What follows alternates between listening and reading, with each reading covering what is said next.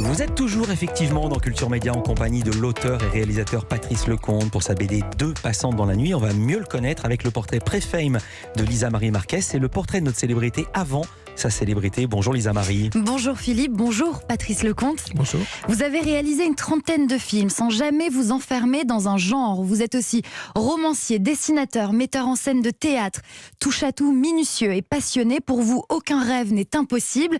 Mais comment en êtes-vous arrivé là? On va rembobiner et revenir ensemble sur ce qui vous est arrivé avant d'être célèbre. Patrice Lecomte, vous êtes né à Paris, c'est votre père, gynécologue obstétricien, qui vous met au monde. Mais c'est à Tours que vous grandissez. Vous vivez une enfance heureuse auprès de vos frères, et de vos deux frères et de votre sœur. Vous passez tous vos étés sur la côte de Nacre, à Ouistreham, Rivabella. Durant votre enfance, vous avez un rituel avec votre père. Vous allez au cinéma une fois par semaine. Votre père est d'ailleurs un grand cinéphile. Patrice Lecomte, enfant, vous aimez vous plonger dans les aventures de Tintin. Vous lisez et relisez tous les albums. Votre grand-mère vous fait aussi découvrir Georges Simenon et son commissaire Maigret. À la maison, vous vous amusez à dessiner et à bricoler. D'ailleurs, adolescent, vous vous lancez dans la fabrication d'une fusée avec votre grand frère François. Vous allumez la fusée dans votre chambre avec un cigare de votre père. Et là, c'est un peu la catastrophe. Ah oui, elle a décollé? Elle a fait quoi la fusée? Non, je peux décrire la fabrication de la fusée après parce que c'est assez croquignolé. Ah. De la fumée partout, et vous avez même cru devenir aveugle parce que vos verres de lunettes étaient devenus noirs de suie.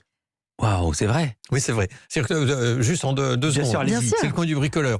J'avais fabriqué une fusée avec un tube de genre, un gros tube d'aspirine avec un bouchon qui se visse. Ouais. J'avais collé des petites ailettes et j'avais bourré le tube d'aspirine de petits bouts incandescents, enfin pas incandescents, de petits bouts d'allumettes que j'avais coupés soigneusement. Donc c'était bourré de ça. Et avant d'allumer la mèche, mon frère me dit on va fumer un cigare pour fêter l'événement, comme si on était à Cap Canaveral. On enflamme le cul de la fusée, le bouchon saute, la fusée ne part pas du tout évidemment, le bouchon saute et fait une espèce de feu d'artifice de boue incandescent, là, pour le coup, que nous enviait beaucoup, qu'aurait pu nous envier Ruggieri, et ça nous arrive en pleine gueule. Je continue à tirer sur le cigare, un peu déçu de ce lancement raté. Et puis je vais m'allonger parce que le cigare me rendait un petit peu coqueur. Et je dis à mon frère François, François, je crois que je suis en train de devenir aveugle. Et en fait, c'est parce que tous les bouts incandescents avaient giclé sur mes lunettes et avaient opacifié mes lunettes. Mon frère s'inquiète beaucoup parce qu'on n'avait pas le droit de fumer, d'envoyer des fusées sur le balcon, etc. Je dis, je vais dormir, ça ira mieux. Je retire mes lunettes et là, je lui dis, je vois, je ne suis plus aveugle. Voilà, c'est ça l'histoire. Patrice Lecomte, parfois vous empruntez le caméscope de votre père. Vous imaginez des petits films avec vos frères. C'est à ce moment-là que vous vous mettez à rêver de devenir cinéaste. Vous passez un bac littéraire avec succès.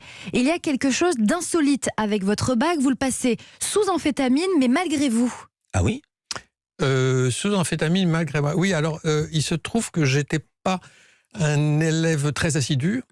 Enfin, très, très bosseur, et que donc, quand arrivait le bac, il fallait ce qu'on appelait bachoter, c'est réviser à tout prix. En faisant 15 jours ce qu'on n'avait pas fait dans l'année. Oui.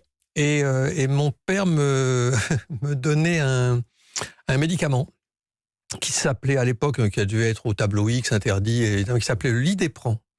Et quand on prenait un comprimé de Lidépran, on pouvait bosser jusqu'à 4 heures du matin, faire des fiches, réviser toute l'histoire, géographie, chimie, etc. C'était une espèce, c'était un dérivé d'amphétamine. Ouais. Et alors ça a été interdit, mais j'ai donc eu mon bac Vous l'avez pris pendant combien de jours? grâce à des substances, pardon. Pendant 2 semaines, 3 semaines, vous l'avez pris, le Lidépran? Oh, j'ai dû le prendre un mois avant le bac, quoi, pour en un mois réviser, ça suffit. Patrice Lecomte, vous étudiez ensuite le cinéma à l'IDEC, l'ancêtre de la FEMIS, prestigieuse école de cinéma. Vous suivez ces études surtout pour rassurer vos parents. Vous débutez sur le tas en faisant des courts-métrages, puis en étant assistant. Vous écrivez des critiques dans les cahiers du cinéma, et c'est grâce à l'un de vos textes que vous vous retrouvez assistant stagiaire sur le tournage du film Blanche du réalisateur polonais Borowczyk, où vous êtes le chauffeur de Michel Simon. Et puis, un peu par hasard, vous vous retrouvez à dessiner pour le magazine Pilote. Tout ça parce que vous écrivez au dessinateur Gottlieb qui vous répond, vous rencontre et devient même un copain. Et vous, Patrice Lecomte, vous devenez un auteur de BD par inadvertance. Vous commencez votre carrière derrière la caméra en réalisant des films publicitaires. Vous vous faites la main et c'est aussi un bon moyen pour apprendre à être concis et précis puisque dans la pub, vous avez peu de temps, une vingtaine de secondes pour faire passer un message. Pardon, il y a des films connus ou pas? Des films publicitaires connus que vous avez signés? Oui, enfin, on ne les signe pas, mais que j'ai fait. Oui, en effet. Oui, il y avait, par exemple, toute cette campagne avec Jean-Claude Dreyfus pour les produits frais de Marie. Je suis le mari de Marie. On a fait très bien.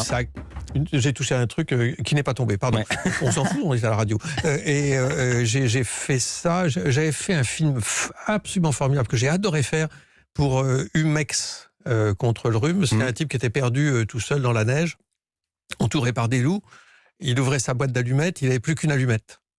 Et parce qu'il faisait un petit feu pour écarter les loups, évidemment. Donc il gratte son allumette. Je m'en souviens. Il éternue, il éteint son allumette et on entend les loups comme ça, noirs. Et c'était le clem, comme on dit, était ne laissez pas un rhume vous gâcher la vie. En 1975, vous touchez enfin du doigt votre rêve de cinéma. Vous réalisez votre tout premier film, Les WC étaient fermés de l'intérieur. Un film dont le scénario et les dialogues sont co-signés du dessinateur Gottlieb. Sa notoriété vous permet de convaincre des acteurs de rejoindre le projet, dont Coluche et Jean Rochefort. Mais ça ne se passe pas comme vous l'avez rêvé. C'est même extrêmement difficile avec Jean Rochefort qui demande carrément à ce que l'on vous vire. Oui, c'est vrai. Je me suis fait virer par Jean Rochefort qui a dit à la Gaumont, qui produisait le film, dit ce type est un incapable, je vais terminer le film à sa place. Incroyable. Et il l'a fait? Il s'est mis derrière la caméra? Il l'a fait, c'est-à-dire que pendant une journée, moi un peu KO debout, comme on dit sur les rings, j'étais là, assis, je regardais mon film mis en scène par un type qui était Jean Rochefort. C'était affreux. Ça a duré qu'une journée? Qu'une journée, parce que des amis, l'équipe, ils sont venus me retrouver en disant mais réveille-toi, comme des soigneurs. Ouais. entre deux rounds, ils ont secoué une serviette éponge, ils m'ont tiré le protège-dents, ils me l'ont remis, ils m'ont dit vas-y fonce, t'as pas le droit. Donc je suis allé trouver la Gaumont, j'ai dit soit on arrête tout, soit je reprends le film. Donc ça a été un peu costaud, évidemment. Cette première rude expérience ne vous arrête pas, Patrice Lecomte.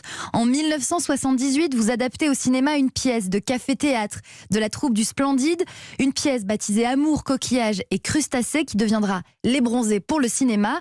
La suite, on la connaît et moi, je m'arrête là. Merci. Merci beaucoup, Lisa Marie.